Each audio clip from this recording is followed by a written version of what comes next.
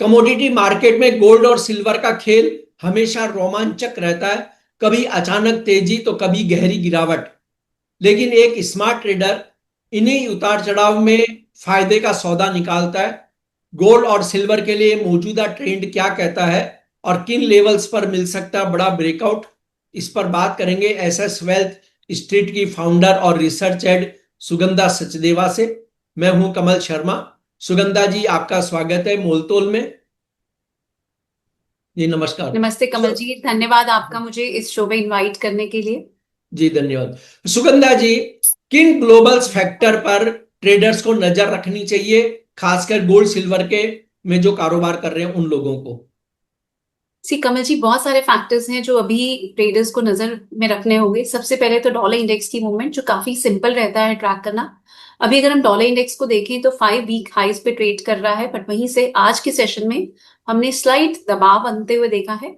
Dollar index को देखें, जिस तरीके से हमने राइज आते हुए देखा, यही एक कारण है जो गोल्ड एंड सिल्वर के प्राइसेस पे थोड़ा सा दबाव बना रहा है। इवन दो ऑलरेडी हमने प्राइसेस में गोल्ड में 10% तक की करेक्शन आते हुए देख ली है, और सिल्वर में भी ऑलमोस्ट हाई से 18% तक की करेक्शन होते हुए हमने देखी। पर पिछले 2 सेशन में हमने दोबारा से गोल्ड एंड सिल्वर में एक फॉल आते हुए देखा, और उसके बाद से एक रिकवरी का माहौल भी देखने को मिला है। सो ये फैक्टर काफी इंपॉर्टेंट है। जिस तरीके से डॉलर इंडेक्स में थोड़ी सी सॉफ्टनेस देखने को मिल रही है, ये प्राइसेस के लिए स्लाइटली सपोर्टिव है। इसके साथ साथ सेकेंड फैक्टर जो मार्केट को इम्पैक्ट कर रहा है, वो है रेट कट की expectations for the December meeting. Fed chair ने अभी रिसेंटली काफी हद तक एक हॉकिश स्टैंस मेंटेन किया, और उन्होंने ये भी कहा कि अक्टूबर का रेट कट इस साल का लास्ट रेट कट हो सकता है, बिकॉज अभी यूएस गवर्नमेंट के शटडाउन की वजह से बहुत सारे इकोनॉमिक डेटा रिलीज नहीं हो रहे हैं। सो उनके पास कोई मेजर क्यूज नहीं है जिससे वो डिसाइड कर सके कि दिसंबर में रेट कट होगा या नहीं होगा। पहले ये एक्सपेक्टेशंस ऑलमोस्ट 88 से 90% तक की थी कि दिसंबर में एक और रेट कट होगा, पर ये एक्सपेक्टेशंस कम होकर अब 70% तक हो गई हैं। ये भी स्लाइटली नेगेटिव ट्रिगर है गोल्ड एंड सिल्वर के प्राइसेस के लिए। इसके साथ साथ चाइना ने एक लॉन्ग स्टैंडिंग टैक्स ब्रेक था जो गोल्ड रिटेलर्स के लिए, जो शंघाई फ्यूचर एक्सचेंज और शंघाई गोल्ड एक्सचेंज से गोल्ड को बाय करते थे, वो वैट को काफी हद तक ऑफसेट कर पाते थे अपनी सेल्स में, चाहे वो बुलियन की हो, चाहे वो ज्वेलरी की हो, कॉइन्स की हो, या इंडस्ट्रियल ग्रेड मटेरियल्स की हो। बट ये जो टैक्स ब्रेक थी, ये अब सिर्फ जो 13% का वैट का ऑफसेट ले सकते थे, अब ये सिर्फ 6% का टैक्स का ऑफसेट ले सकते हैं। इससे भी चाइना, जो वर्ल्ड का लार्जेस्ट कंज्यूमर ऑफ गोल्ड है, वहां पर प्राइसेस, जो रिटेल कंज्यूमर है उसके लिए प्राइसेस पे इम्पैक्ट देखने को मिल सकता है, और ये भी गोल्ड की डिमांड को कुछ हद तक नेगेटिवली इम्पैक्ट कर सकते हैं। बट वहीं इसके साथ साथ एक बहुत बड़ा फैक्टर है जो गोल्ड के प्राइसेस को अभी भी सपोर्ट कर रहा है, that is strong central bank buying और ईटीएफ डिमांड, जो काफी स्ट्रॉन्ग रही है थर्ड क्वार्टर में। और जी। सेंट्रल बैंक की डिमांड भी देखें तो थर्ड क्वार्टर में ऑलमोस्ट 28% क्वार्टर ऑन क्वार्टर हमने सर्ज आते हुए देखा। 2022 से ही देखें तो सेंट्रल बैंक्स काफी ज्यादा गोल्ड में बाइंग कर रहे हैं। पिछले 3 साल में उन्होंने 1000 टन से ज्यादा की बाइंग की है, और इस साल भी उम्मीद बनी हुई है कि ये 1000 टन की फिगर को टेस्ट कर सकता है। और जी। इसके साथ साथ जो यूएस गवर्नमेंट का शटडाउन चल रहा है, ये भी एक बहुत इंपॉर्टेंट फैक्टर है टू वॉच आउट फॉर। 36 दिन हो चुके हैं, ये अभी तक का यूएस गवर्नमेंट का लार्जेस्ट शटडाउन है, लॉन्गेस्ट सॉरी। पिछला शटडाउन था जो ट्रम्प साहब के ही टेन्योर में था, 2018 से 19, 35 दिन का था। जो करंट शटडाउन है, ये ऑलरेडी 36 डेज का हो चुका है, और यही एक इकोनॉमिक अनसर्टेनिटी क्रिएट कर रहा है मार्केट में, और गोल्ड एंड सिल्वर के प्राइसेस को लोअर लेवल से काफी हद तक सपोर्ट प्रोवाइड कर रहा है। सो बहुत सारे फैक्टर्स हैं जिस पे नजर रखनी होगी, पर अगर आप शॉर्ट में बात करें तो अगर आप सिर्फ डॉलर इंडेक्स की मूवमेंट को भी देखते हैं तो आप काफी हद तक आप गोल्ड एंड सिल्वर की मूवमेंट को समझ पाएंगे। जी सुगंधा जी, इस समय जो ट्रेडर्स हैं उनको कौन सी स्ट्रेटजी से एंट्री लेनी चाहिए? ट्रेंड फॉलो करें या वॉलेटिलिटी पर खेलें? सी कमल जी, अभी मेरा ऐसा मानना है कि गोल्ड एंड सिल्वर में हमने ऑलरेडी काफी ज्यादा वॉलेटिलिटी आते हुए देखी है। अगस्त एंड से ही हमने एक स्पार्क आते हुए देखा, एक स्ट्रॉन्ग रैली। और अगर हम इस साल बात करें तो गोल्ड ने ऑलमोस्ट 38 मल्टीपल पीक्स को टेस्ट किया। उसके बाद से वॉलेटिलिटी अब कुछ हद तक कम हो चुकी है। हमने शार्प अपसाइड रैली आते हुए देखी, फिर शार्प करेक्शन भी आते हुए देखी है जी।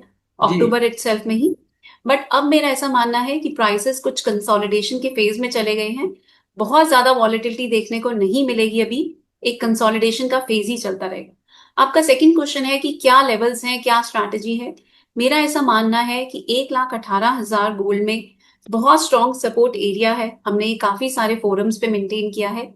जब तक ये लेवल क्लोजिंग बेसिस पे होल्ड कर रहा है, trend indicates buy on dip strategy, but yes मैं एक वर्ड ऑफ कॉशन भी जरूर ऐड करूंगी, जी बहुत तेजी अभी देखने को नहीं मिलेगी। ये सिर्फ एक रिकवरी की रैली होगी जो हमने हायर साइड से करेक्शन आते हुए देखी है, उसकी रिकवरी होगी। 1,18,000 के लेवल पर क्लोजिंग बेसिस पे जरूर नजर रखें।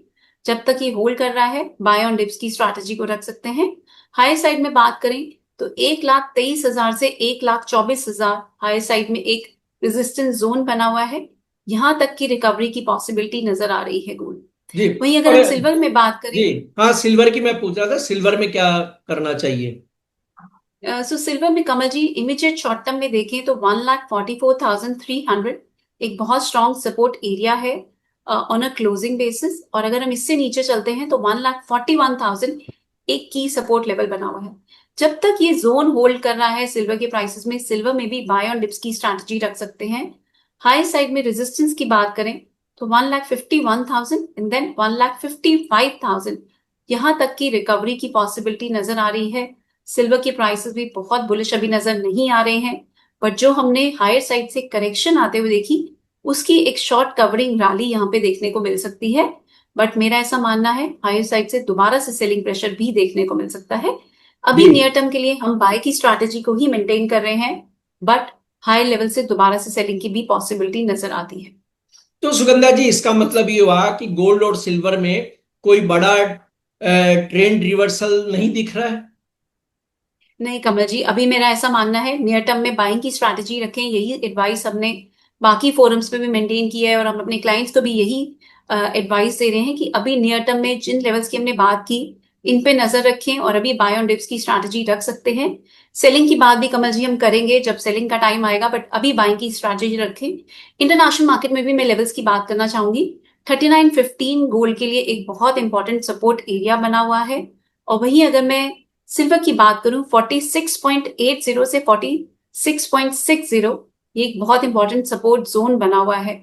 सो जब तक ये लेवल्स होल्ड कर रहे हैं और जिस तरीके से 100 के ऊपर डॉलर इंडेक्स अभी सस्टेन नहीं कर पा रहा है और वहां से हमने कुछ गिरावट आते हुए देखी है, ये फैक्टर्स गोल्ड एंड सिल्वर को काफी हद तक सपोर्ट कर रहे हैं। सो नियर टर्म में बायस पॉजिटिव है, but yes mid of this month हम शायद दोबारा से भी करेक्शन आते हुए देखेंगे, but for the immediate short term अभी बाइंग की स्ट्रैटेजी रहेगी। सुगंधा जी, ऐसे में अगर कोई शॉर्ट टर्म ट्रेडर है तो वो ज्यादा लाभ कहाँ उठा सकता है, सिल्वर में या गोल्ड में? सी अभी इंडिकेशन निकल के आ रही है कि सिल्वर में यहां से रिकवरी की पॉसिबिलिटी ज्यादा नजर आ रही है। जी ओवरऑल भी अगले साल के लिए भी हम सिल्वर में ही ज्यादा बुलिश हैं। सो अपने रिस्क एपेटाइट के अकॉर्डिंगली सिल्वर में बाइंग की स्ट्रैटेजी अपनाई जा सकती है। आपका कोई डिस्क्लेमर सुगंधा जी? कमल जी, हमने यहाँ पर कोई भी buy and sell recommendation maintain नहीं की है। जो भी हमने बाइंग की भी बात की, that is an overall view कि यहाँ से रिकवरी देखने को मिल सकती है। मेरी पर्सनली एम6 में कोई पोजीशन नहीं है। आप जो भी ट्रेडिंग या इन्वेस्टमेंट का डिसीजन लें, अपने इन्वेस्टमेंट एडवाइजर से सलाह लेके ही करें। जी, आपका धन्यवाद, शुक्रिया सुगंधा जी। धन्यवाद कमल जी।